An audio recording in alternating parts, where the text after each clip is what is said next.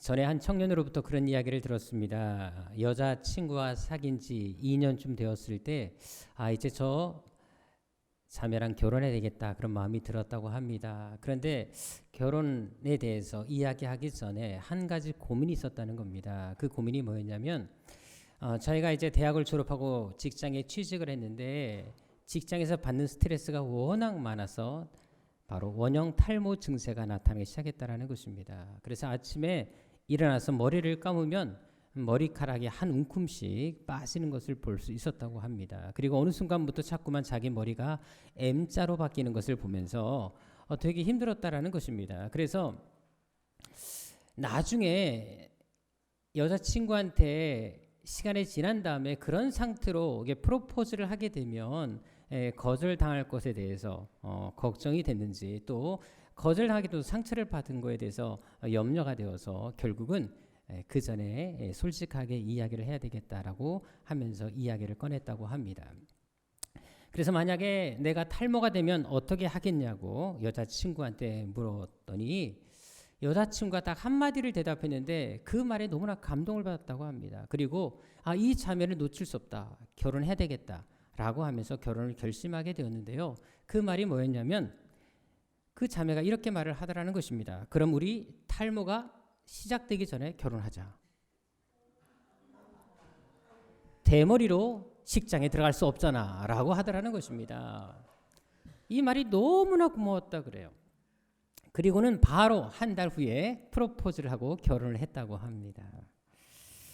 사실 가정에서도 그렇고 교회에서도 보게 되면 상대방을 되게 기분 좋게 하는 사람이 있습니다. 그리고 행복하게 만들어주는 사람이 있다는 것입니다. 같이 있으면 힘이 납니다. 기분이 괜히 좋아지는 사람이 있다는 것입니다. 만일 우리가 서로에게 그런 존재가 될 수 있다면 이 공동체가 얼마나 행복하겠습니까? 그리고 또한 우리가 하나님께 그런 존재가 되어 드릴 수 있다면 하나님께서는 우리를 통해 얼마나 많은 일들을 이루어 가시겠습니까? 오늘 본문에도 보게 되면 하나님이 찾으시는 사람이 어떤 사람인지를 우리에게 분명히 보여주고 있습니다. 먼저 본문을 이해하기 위해서는 당시 이스라엘이 처한 상황을 이해할 필요가 있습니다. 당시 이스라엘 백성들은 정말 많은 우상 숭배에 빠져 있었고요. 영적으로 많이 타락해 있었던 상태였습니다. 그래서 거듭된 제약으로 멸망을 눈앞에 두고 있었던 상황이었습니다. 백성들은 하나님을 등지고 있었고요. 특별히 권력가들은 선지자들을 핍박까지 하는 일들이 너무나 비일비재했습니다.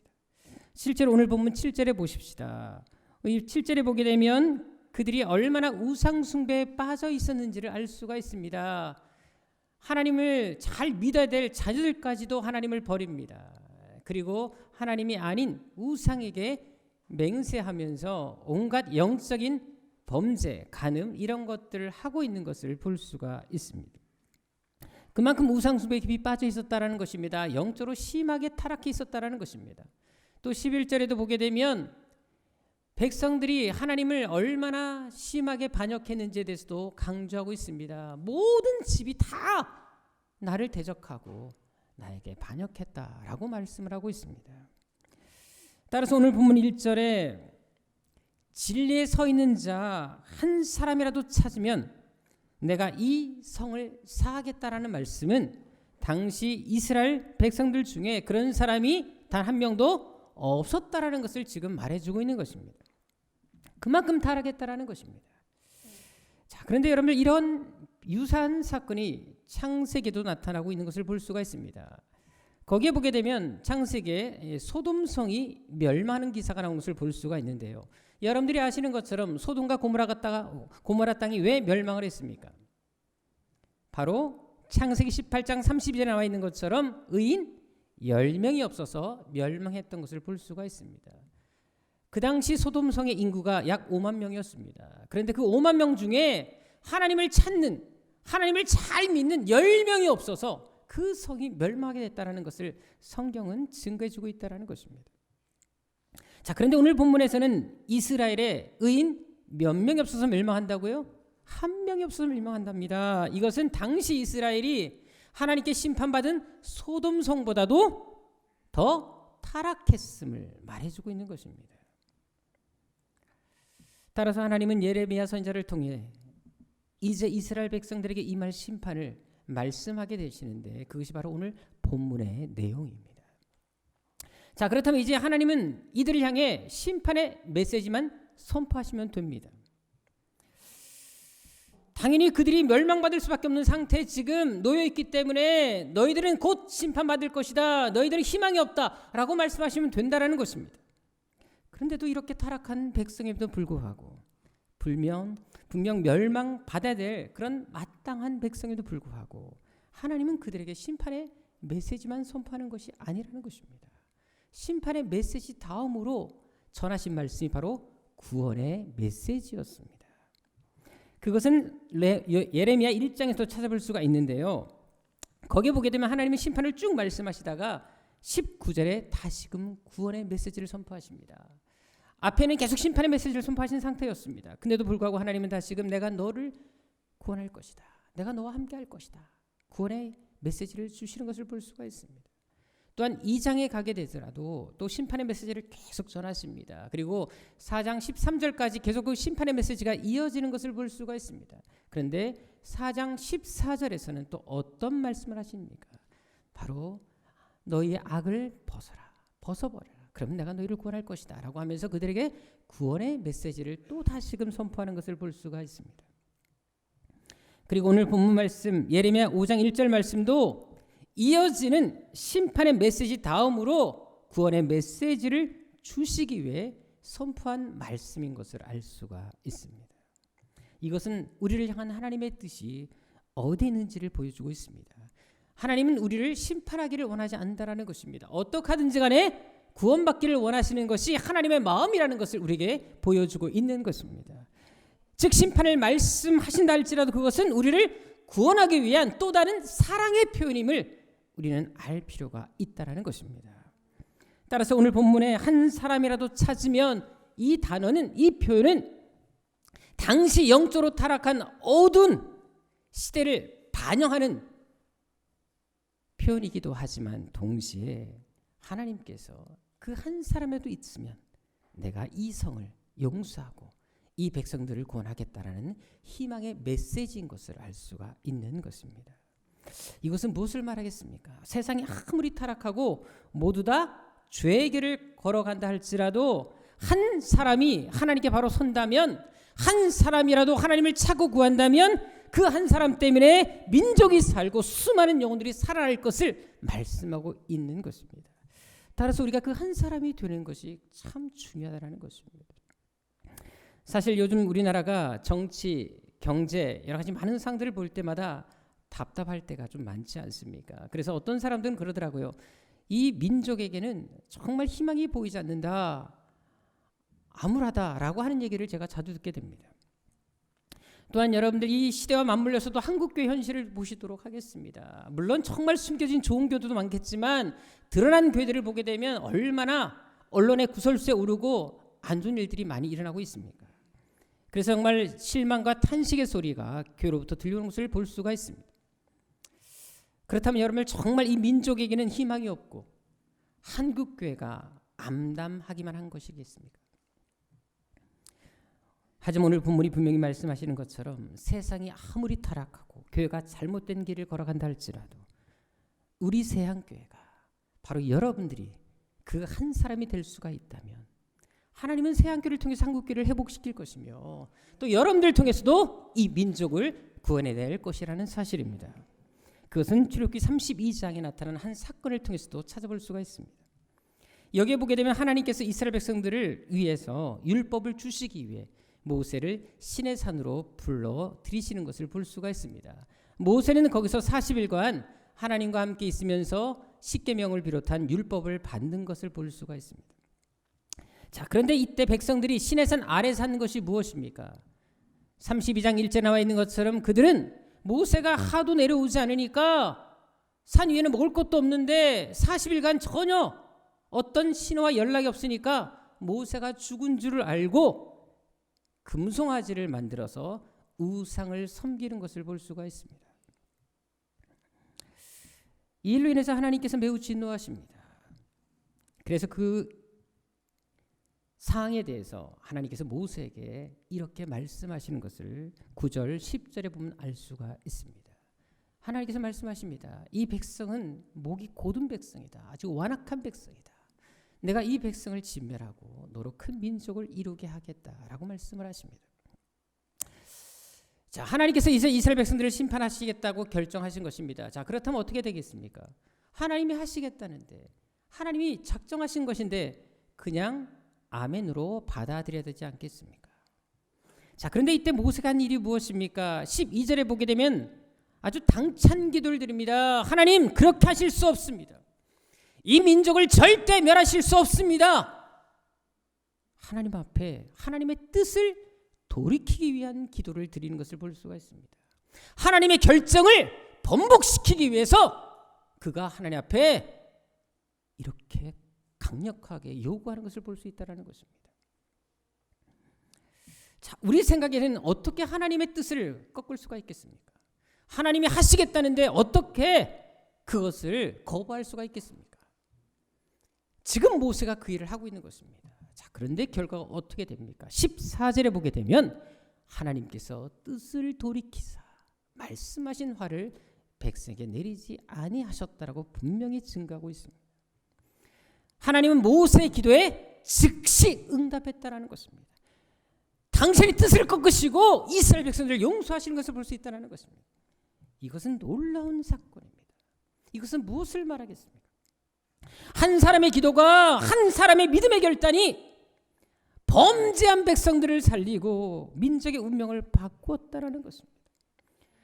모세 한 사람 때문에 멸망받을 수밖에 없었던, 이미 정해졌고 바꿀 수 없었던 그들의 운명까지도 이 모세 한 사람의 기도가 바꿔냈다라는 사실을 우리에게 보여주고 있는 것입니다. 민족이 살아났습니다. 한 국가가 살아났습니다. 한 사람의 결단이 이런 역사를 가져온 것입니다. 결국 오늘 본문의 말씀대로 하나님은 당신을 찾는 한 사람만 있다면 다른 모든 백성들을 용서하시고 구원하신다라는 사실을 우리에게 분명히 보여준 것입니다. 그래서 한 사람의 역할이 이렇게도 중요한 것입니다. 지난 목요일 10월 31일이 무슨 날이었는지 혹시 아십니까? 제가 박수만 집사님 신방 간 날입니다. 그리고 그날은 우리 박수만 집사님의 생신이기도 한 날이었습니다. 제가 지금까지 목회하면서 생신날 신방 간 것은 처음이었습니다. 자, 그런데 여러분들 10월 31일은 기독교적으로 어떤 날일까요? 맞습니다. 예. 그럴 수도 있지요. 종교개혁자 마르틴 루터가 종교개혁을 일으킨 날이 10월 31일입니다. 당시 카톨릭 교회가 워낙 타락하고 있었습니다. 부패했습니다. 예산을 늘리기 위해서 면죄부를 팔고 돈을 걷어들이기 위해서 하지 못할 일을 참 많이 했습니다. 이런 모든 상들을 바라보면서 루터는 95개 조항에 해당되는 반박문을 비텐베르크 교회 정문에 붙이면서 이것은 잘못되었다라고 선포합니다. 이것을 계기로 이제 바로 종교개혁이 일어난 것을 볼 수가 있습니다. 자, 그런데 이 루터 한 사람의 이 종교개혁이 어떤 역사를 가져옵니까? 여러분, 지금도 독일에 이제 비텐베르크 시에 가시게 되면 한 가지 재밌는 게 분명히 비텐베르크 시인데도 불구하고 시의 이름이 바뀌었습니다. 루터의 도시로 바뀌었습니다. 그리고 여러분들 지금 전 독일의 98%가 루터 교인입니다. 더구나 여러분 루터의 영향이 얼마나 컸는지 지금도 독일은 학생들이 방학을 할 때 언제 방학을 하는 줄 아십니까? 10월 1일 중심으로 해서 추수감사절 때 2주간 방학을 합니다. 그리고 성탄절과 부활절에도 2주간씩 방학을 합니다. 모든 방학이 교회와의 절기에 맞춰져 있습니다. 또한 모든 국민은 교회를 위해 종교세를 냅니다. 그리고 목사님들은 공무원으로 대우받습니다. 그래서 나라에서 봉급을 줍니다. 갑자기 독일이 가고 싶지 않으십니까? 또한 모든 아이는 태어나면서부터 의무적으로 유아세를 받게 되어 있습니다. 그리고 13세가 되면 1년에 100시간 이상 성경 공부를 해야 됩니다. 그리고 14세가 되면 자연적으로 입교식을 갖게 됩니다. 루트 한 사람 때문에 독일 전체 삶의 모습이 바뀌어버린 것입니다. 하나님을 위해 살고자 했던 한 사람의 결단이 이렇게 민족의 운명까지, 미래까지 바꿀 수 있다는 것을 지금 보여주는 것입니다. 이런 예는 성경에서도 얼마든지 찾아볼 수가 있습니다. 사도행전 27장에 보게 되면 이제 바울이 로마로 가는 배를 타고 가다가 큰 풍랑을 만나게 됩니다. 근데 이 풍랑, 이 태풍이 얼마나 강력했는지 20절에 보게 되면 배에 타고 있던 모든 사람들이 살 소망까지 포기할 정도였다는 것을 알 수가 있습니다. 한동안 빛도 보지 못했고요. 이렇게 배가 포로한 날이 10나흘이나 됐습니다. 다 삶을 포기했고 배에 있던 짐을 다 내려 던지면서까지 살고자 애썼지만 희망이 안 보였습니다. 자, 이렇게 모든 사람들이 삶을 포기하고 있는 상황에서 유일하게 끝까지 믿음의 줄을 놓지 않았던 사람이 바로 바울이었습니다. 그리고 이 바울은 배에 있는 모든 사람들을 향해 22절에 보게 되면 이렇게 선포합니다. 안심해라. 너희들 중에 아무도 다치는 사람 없을 것이다. 생명에 이상이 없을 것이다. 파손될 것은 배밖에 없다. 라고 그들을 위로하고 있습니다. 지금 태풍을 만났지만, 바울 역시 태풍을 만났지만 아무도 죽지 않을 것임을 지금 믿음으로 선포하고 있는 것입니다. 거기다가 23절 24절에 보게 되면 어떤 말까지 하고 있습니까? 하나님께서 반드시 너희들을 살려주실 이유가 있다. 내가 로마 황제 앞에 서야 하기 때문에 당신들을 살려주실 것이다. 당신들의 생명을 나에게 맡겼다라고 얘기합니다. 이 말은 바울 때문에, 바울 한 사람 때문에 하나님께서 여기 있는 배의 사람들을 살려주시겠다라고 말씀하셨다는 것입니다. 자, 그런데 여러분, 이 배는 당시 어떤 배였습니까? 죄수를 호송하는 배였습니다. 이 배는 지금 중죄를 저지른 사람들이 쇠사슬에 묶인 상태로 지금 끌려가고 있었던 상태였습니다. 그래서 42절에 보게 되면 배가 태풍을 만나 표류할 때 로마 군인들이 어떻게 하려고 한 줄 아십니까? 혹시 이 배가 잘못되면 죄수들이 탈출할까 봐 죄수들 다 처형시키자, 죽여버리자라고까지 할 정도였습니다. 자, 그런데 그 사람들도 누구 때문에 살았다? 바울 한 사람 때문에 다 살았다라는 것입니다. 중죄인이었습니다. 살인죄부터 국가 반역죄부터 그런 엄청난 죄를 저지른 사람들이 그곳에 있었음에도 불구하고 바울 한 사람이 하나님 앞에 바로 서 있으니까 이 바울이 살아야 하기 때문에 이 배에 탄 사람들이 다 살아야 된다는 것을 하나님이 말씀하셨다는 것입니다. 더구나 이때 이 배에 타고 있었던 사람들의 숫자가 몇 명이었습니까? 37절에 보게 되면 276명이었습니다. 여러분들, 바울 한 사람 때문에 지금 276명이 살아난 것입니다. 믿음의 한 사람, 하나님을 잘 믿는 그 한 사람의 결단이 이런 엄청난 결과를 가져온 것입니다. 따라서 우리 역시 그 한 사람이 될 수만 있다면 하나님은 나를 통해서도 얼마든지 위대한 일을 이룰 수 있다는 사실입니다. 물론 지금 우리 관점에서는 과연 내가 얼마나 세상을 바꿀 수 있을까? 나 한 사람이 변한다고 해서 이 가정이 변할까? 이 공동체가 바뀔 수 있을까? 세상이 달라질까? 라고 생각할 수도 있습니다. 하지만 오늘 본문에서 분명히 강조하고 있는 것처럼 이 일을 말씀하신 것이 누구십니까? 하나님이십니다. 한 사람이 변하면 그 한 사람 때문에 이 민족의 죄를 사하겠다라고 하나님께서 말씀하지 않으십니까? 여러분, 하나님이 그렇게 사용하시겠다는데 하나님이 이루지 못할 일, 하지 못할 일이 무엇이겠습니까? 따라서 하나님은 얼마든지 나 한 사람을 통해서도 동일한 구원의 역사를 이루실 수 있다는 것을 우리는 반드시 기억할 필요가 있습니다. 실제로 오늘 본문에서 이 말씀을 하실 때 당시 이스라엘 백성들의 숫자가 몇 명이었을까요? 여러분, 이스라엘에 거주하는 사람들이 숫자를 계산하면 그 당시에도 대충 계산해도 약 200만 명은 되었습니다. 자, 그렇다면 보십시다. 하나님은 아무리 많은 사람이 죄를 진다 할지라도 하나님을 잘 믿는 한 명만 있으면 199만 9,999명을 용서하셨다고 말씀하신 것입니다. 적어도 여러분을 한 사람에게는 199만 9,999명의 영혼이 달려있다는 것을 우리는 알 필요가 있습니다. 따라서 지금 내 자신의 모습이 초라하고 많이 부족해 보인다 할지라도 그것에 연연할 필요가 없습니다.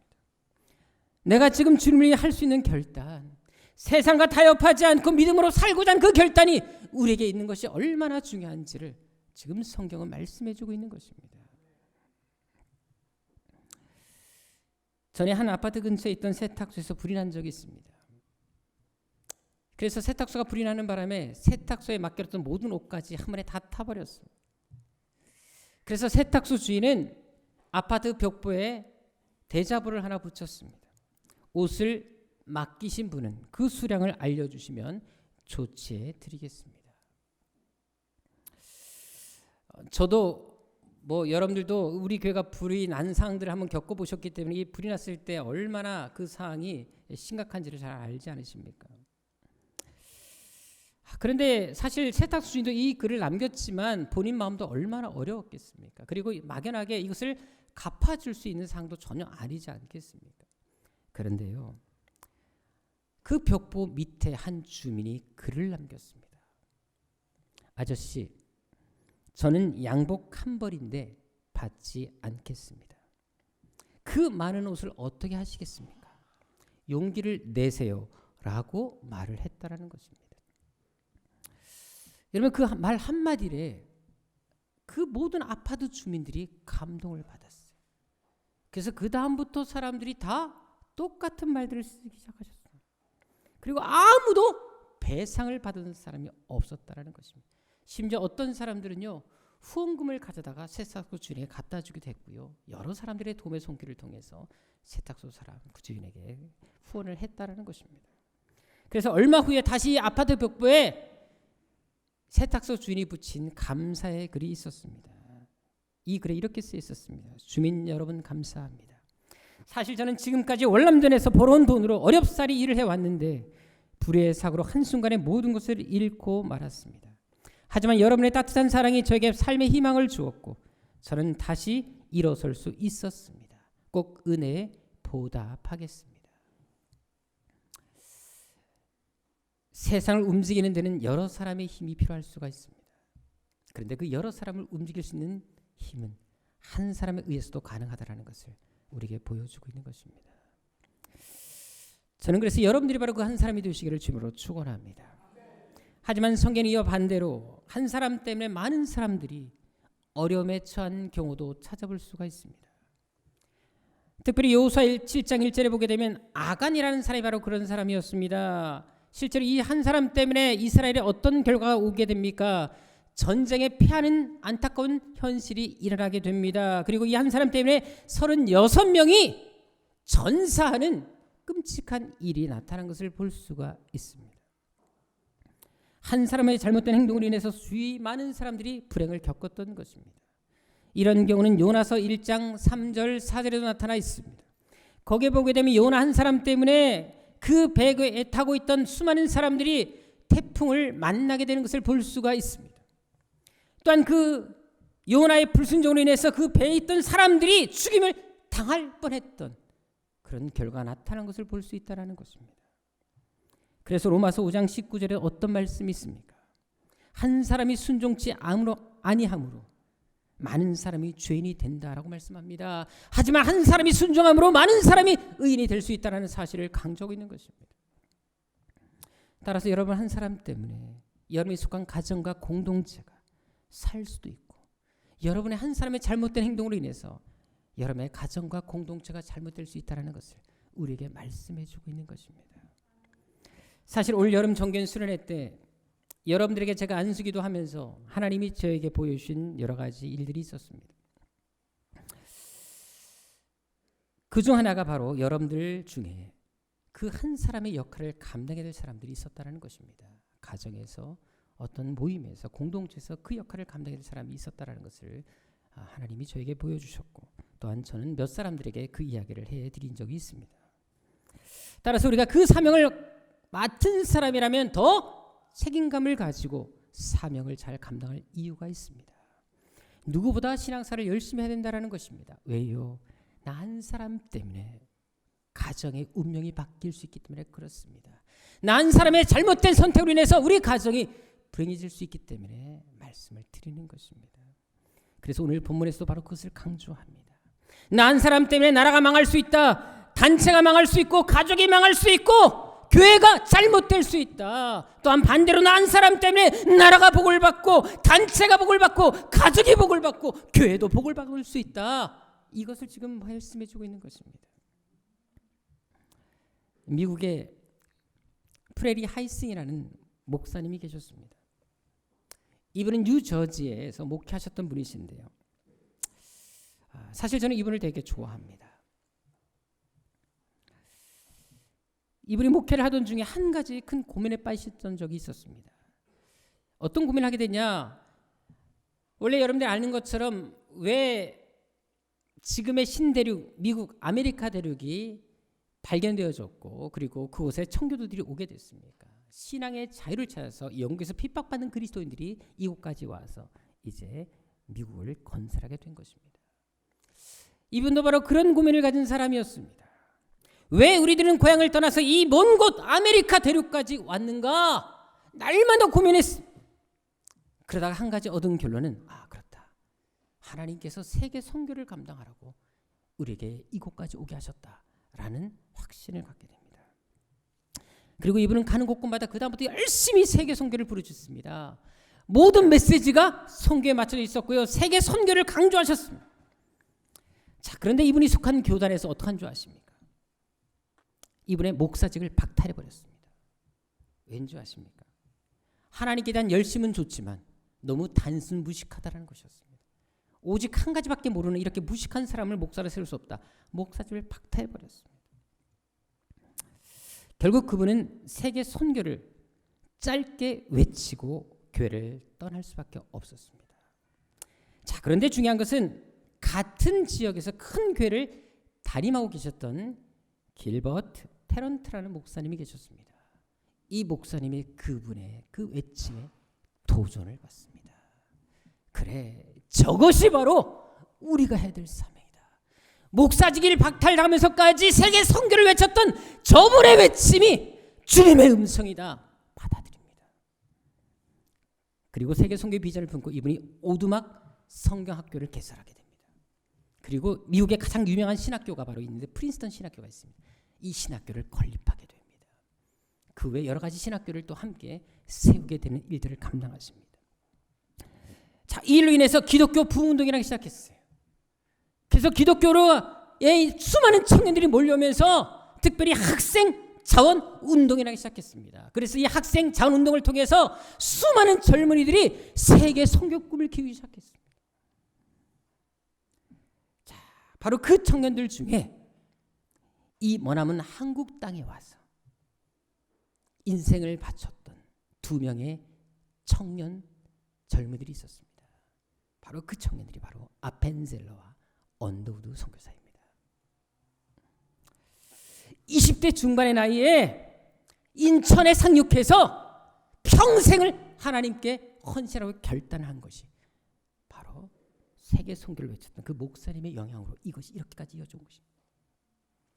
이 두 청년이 같이 배에서 내리는 날 결심을 합니다. 우리는 장로교도 감리교의 예수도 전하지 말자. 오직 그리스도 한 분만을 전하자. 그리고 이 땅에 와서 평생을 하나님께 헌신하게 됩니다. 특히 아펜젤러 선교사님은 목포로 그 설교하러 가던 중에 배가 풍랑을 만나게 됩니다. 배가 파산 지경했을 때 배에 있던 한 소녀가 바다에 추락했습니다. 파도가 심하게 흔들리는 상황에서 그 소녀가 물에 빠져 죽어가는 상을 보고 이 아펜젤러 선교사님이 바다에 뛰어드십니다.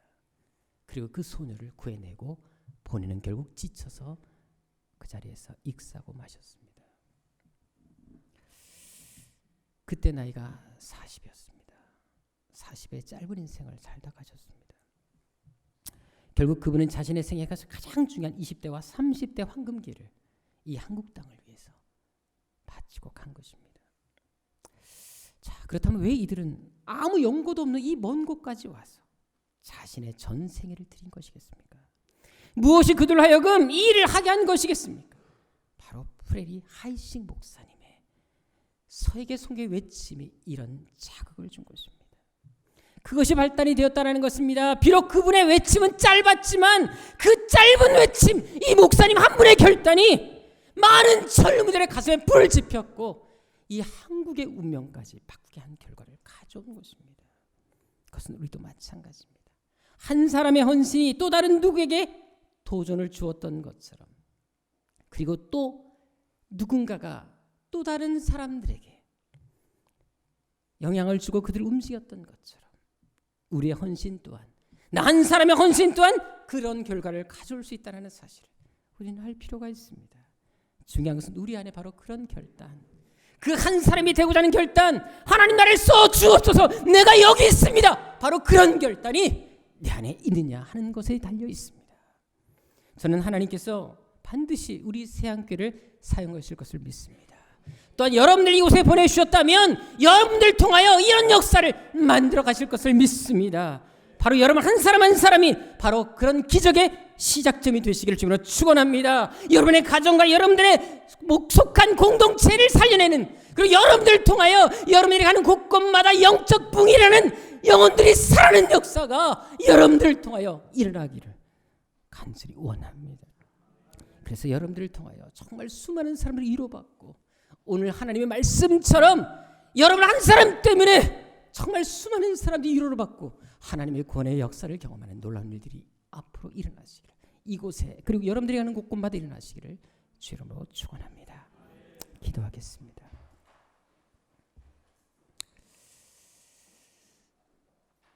아버지 하나님, 수많은 사람들이 예수님을 믿어왔습니다.